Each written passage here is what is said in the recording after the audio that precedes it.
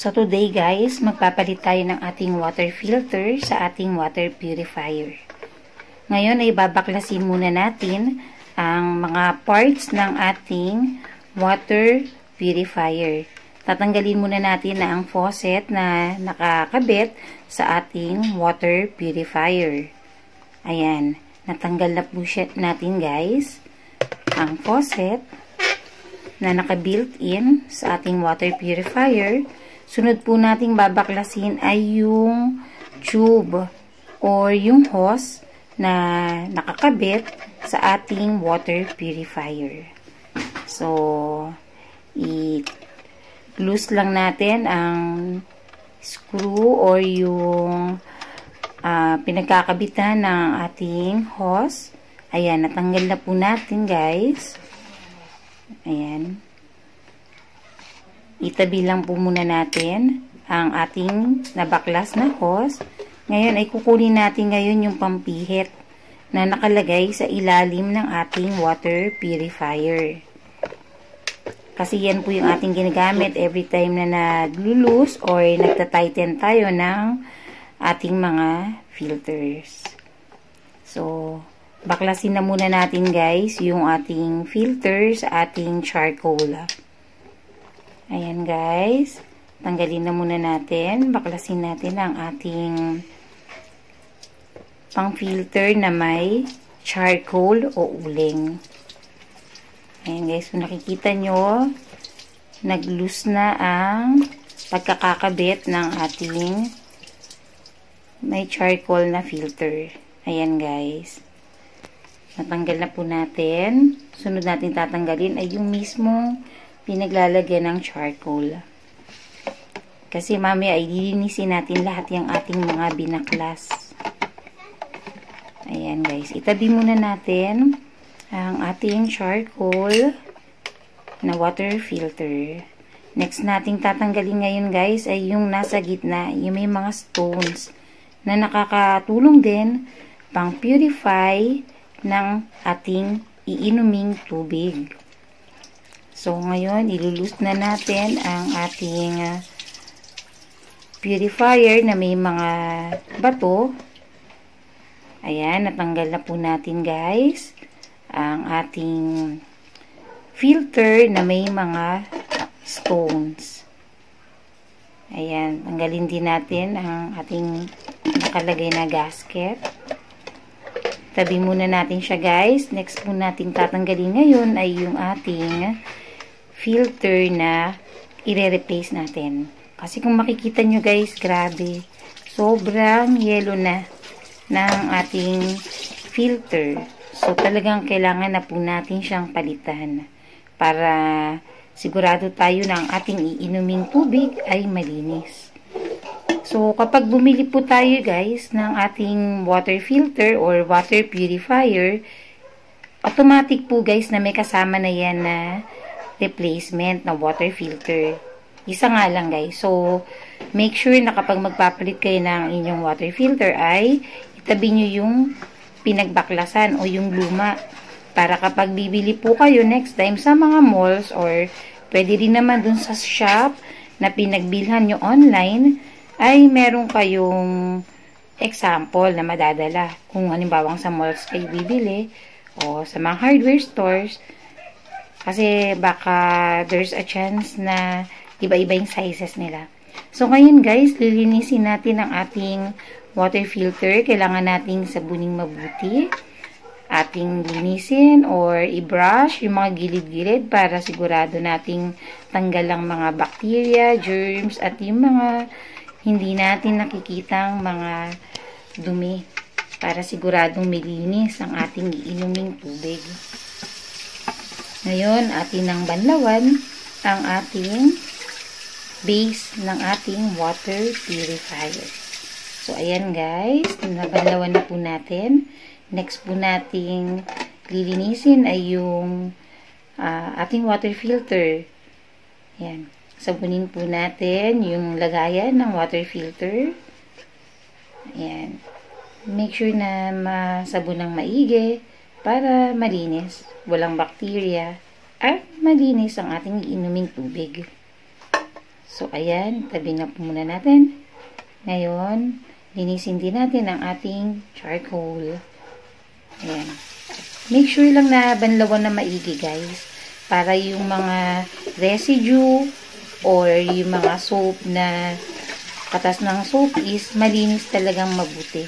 So, kailangan natin i-wash na maigi ang ating lagayan, including yung filter na may charcoal. Kailangan padaanin natin yan sa running water para make sure na malinis at walang chemicals ang maiinom nating tubig.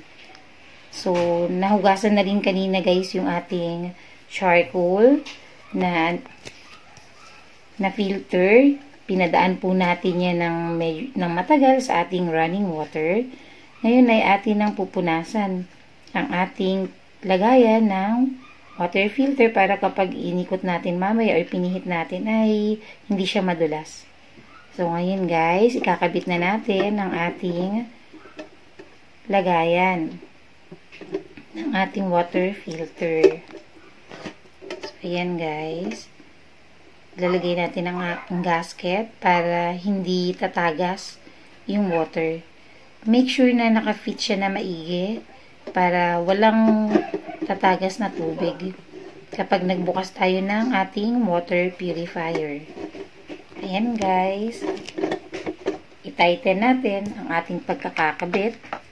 Ngayon, gamitin natin yung kasamang pangpihit para tight talaga yung ating ikinabit na filter. So, ayan guys. Ayan, mahigpit na yan guys. Ayan, kabit natin.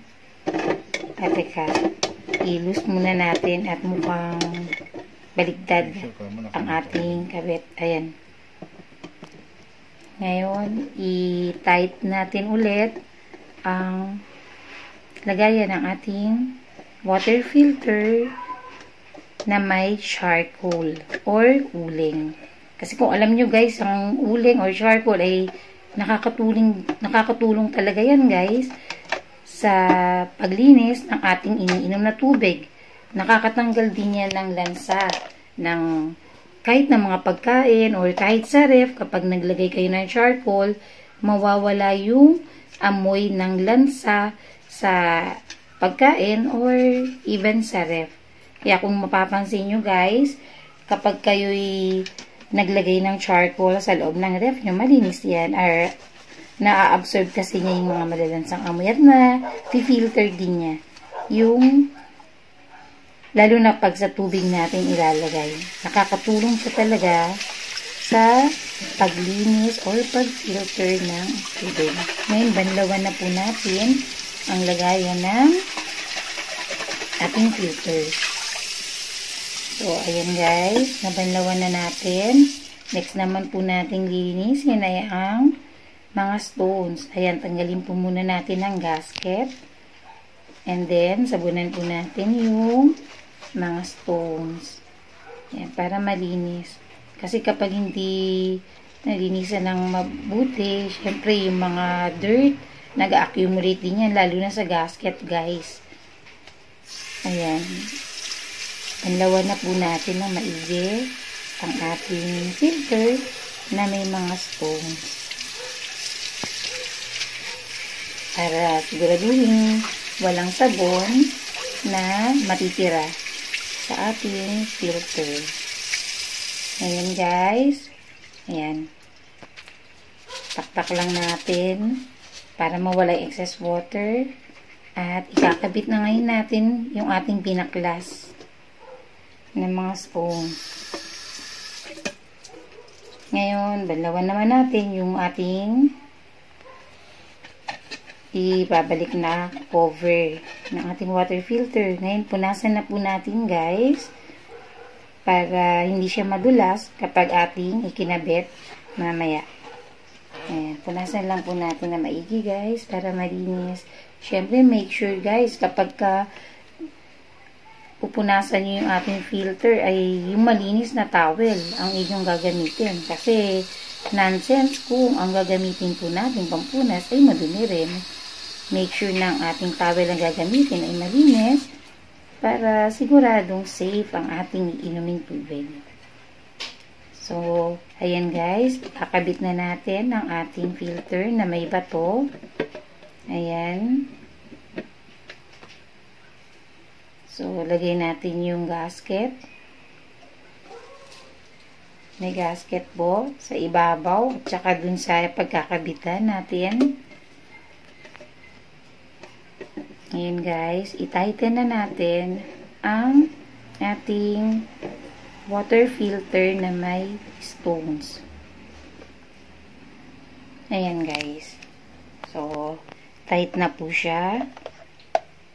Ngayon, gamitin natin yung free na kasama sa ating water filter na binili.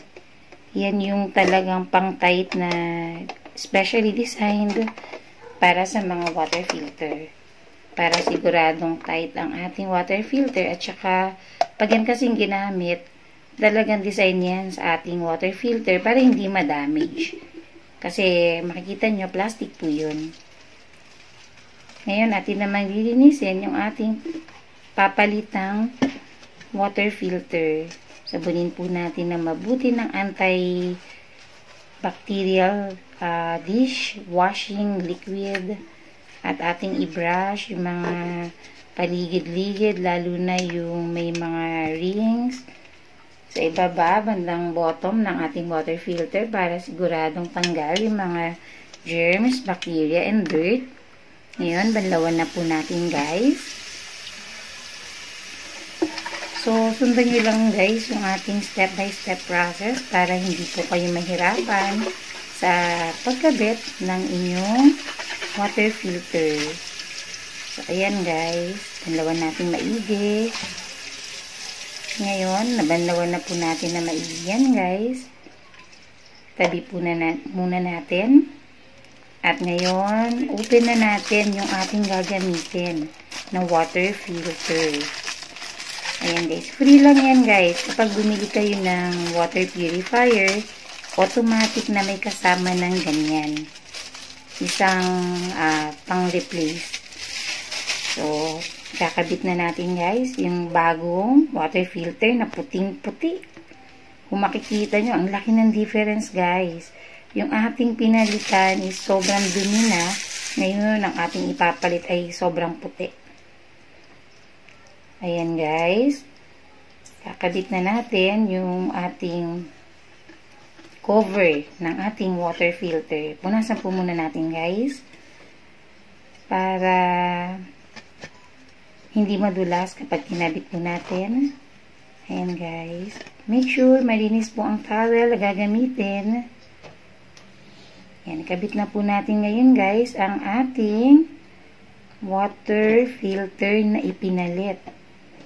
Ayan, dahan-dahan lang po natin ikot para i-tight ang ating water filter. Ayan. Nakakabit na siya. I-tight pa natin using yung pang-pihit na free sa ating biniling water purifier. Ayan guys. So, nakikita nyo, tight na ngayon yung ating water filter. Ngayon, linisin naman natin yung hose na kasama sa ating water purifier para wala ring germs. At malinis, maputi, at maganda rin sa tingnan. Ngayon guys, palitan muna natin. Mukhang nagkamali tayo kanina. Kailangan yung gasket ay nasa ibabaw. Kanina kasi inilagay natin sa ilalim. So ngayon, ilagay natin sa ibabaw yung gasket. Ayan guys, nasa ibabaw po yung gasket. I-tight po ulit natin ang ating water purifier. I-tight po ulit natin. Ipitan po natin ang ating water purifier using yung free na pang-pihit. Ayan, ikakabit naman po natin guys ang ating water faucet na kasama dun sa ating water purifier. Pilitin po muna natin guys. At ibabalik po natin ito sa ating pinagtanggalan kanina. So, ayan guys, nalinis na po natin ang ating hose at ang ating faucet. So, ngayon guys, ikakabit na natin yung faucet. Ayan, ikot lang po natin yan. Madali lang siyang ikabit guys. So, ipihit lang natin ng maigi. Make sure na tight ang ating pagkakakabit. Ayan, gamitan natin ng screwdriver para siguradong tight ang ating kinabit na faucet. Para sure na walang tatagas na tubig guys. So, ayan, mahigpit na yan mahigpit na yan guys. So, mahigpit na ang ating faucet. Ikakabit naman natin ngayon yung hose sa kabilang gilid. So, ipapasok lang natin yan dun sa dun sa labasan ng tubig. Ayan, at saka natin ipipihit yung hihigpitan. Hihigpitan lang yan guys. Tinutusok lang yan tapos ihigpitan mo lang siya. Ayan, okay na yan. So, very easy lang talaga guys ang pagpapalit. Kahit kayo, kayang-kaya nyong gawin o magpalit ng mag-isa lang kayo sa inyong bahay. Dahil very easy lang po talaga ang pagpapalit ng ating filter or paglilinis ng ating water purifier. Yan, ikot lang po natin using yung screwdriver or yung yung pang-screw. Ayan, ikot lang po natin siya para humipit yung pagkakakabit ng ating hose. Ngayon, testing muna natin guys. Ayan, linisin po pala muna natin guys yung ating pangpihit para siguradong malinis din ang ating gagamitin. Siguradong gagamitin pa natin yan in the near future kapag tayo yung muling magpapalit ng ating filter. So, ibalik natin sa lagayan sa ilalim or base ng ating water purifier. Diyan kasi talaga yung lagayan niya guys. Yan kaya dyan yan nakalagay para madali natin magamit at hindi natin ma-misplace every time na kailangan nating maglinis or magpalit ng ating water filter. Ayan, ganyan lang ang pagbalik niyan guys. Ngayon, napalitan na natin ang ating water filter. Let's check guys if it's working properly. At kung sakaling hindi tamang ating pagkakakabit ay pwede pa nating maayos. Let's see guys if it's working. Let's turn on the faucet. So, makikita natin guys. Ayan. Yung tubig ay yan. Nafi-filter na siya guys. O yun. Tama naman yung ating pagkakakabit sa ating water filter. Pero dapat kasi guys, yung tubig ay aabot hanggang pinaka-top ng ating water filter. If you can see guys, yun sa may part na stones, hindi siya tumaas. So, ibaliktad natin guys. Most probably, nagkamali tayo ng pagkakakabit kanina. Kaya hindi umakyat hanggang top yung tubig. So, dapat guys, make sure na yung stones is yung white na stones yung nasa top at yung kulay orange na stones or brown na stones yung nandun sa bottom. Yun yung correct way ng pag-install ng ating purifier na may stones. So, makikita nyo guys, yung sa may charcoal, hindi rin siya umakyat hanggang taas. So, ibaliktad rin natin siya guys. So, most probably, mali yung pagkakakabit kanina. So, baliktad rin natin guys. Pasensya na kayo kasi this is our first time to replace the filter. So, it's just a trial and error. So, ngayon, at least ngayon, we're learning. We are both learning guys.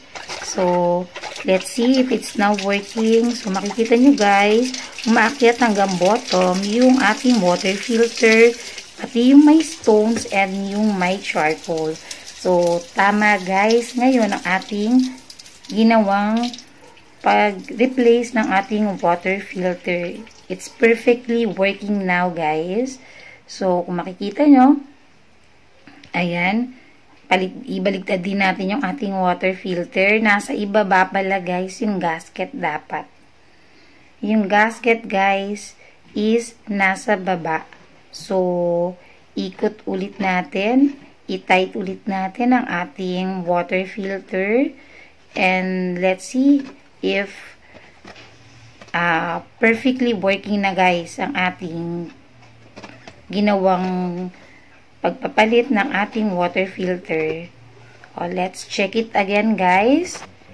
Kailangan naabot hanggang top yung ating tubig para malaman natin na tama ang ating pagkakakabit ng water filter. So kung makikita nyo guys, lahat ay umaakyat hanggang taas.